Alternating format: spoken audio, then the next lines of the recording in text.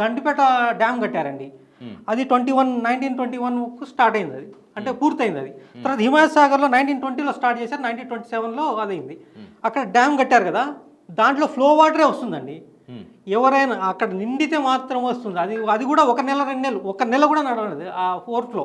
మీకు తెలుసు కదా.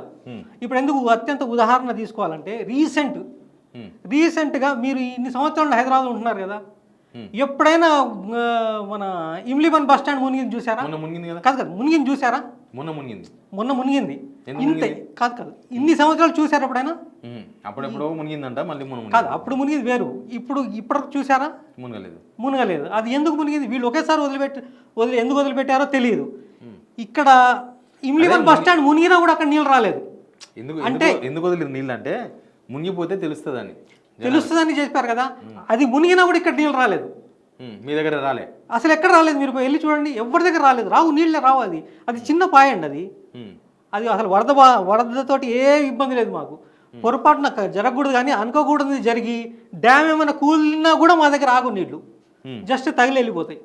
అసలు అంత పెద్ద వరదలు వచ్చినా కూడా అక్కడ ఏం కావు మాకు. దానికి అసలు వరదతో మాకు సంబంధం లేదు. మొత్తం వరదలు వస్తాయి, కొట్టుకుపోతారు.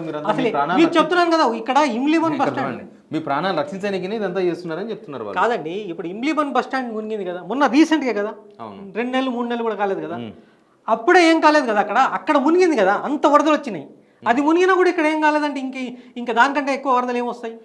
ఇల్లీగల్ కన్స్ట్రక్షన్స్ అంటున్నారు, కరెక్ట్గా దానిలో కొన్ని ఉన్నాయా? ఎట్లా ఇప్పుడు కూలగొట్టాలనుకుంటున్నాయి అన్ని ఇల్లీగల్ కన్స్ట్రక్షన్స్ బఫర్ జోన్లో ఉన్నాయి అని చెప్తున్నారు. ఎవడండి తలకాయ లేనోడు మీకు అవి ఇల్లీగల్ కన్స్ట్రక్షన్ అని చెప్పింది? బఫర్ జోన్ ఉన్నాయండి, ఇల్లీగలే కదా. అసలు బఫర్ జోన్ ఎవరు చెప్పారు? అసలు ఏ బఫర్ జోన్లో ఉన్నాయి? ఏది ఇల్లీగల్ కాదు. అన్ని పర్మిషన్ తీసుకొని, ఇప్పుడు మొత్తం లీగల్ పర్మిషన్ తీసుకొని ఎల్ఆర్ఎస్ కట్టి, ట్యాక్సులు కడుతూ, నల్ల బిల్లు కడుతూ, మొత్తం రోడ్స్ కూడా వేశారు, అన్నీ కట్టారు, అన్నీ కడుతున్నాము.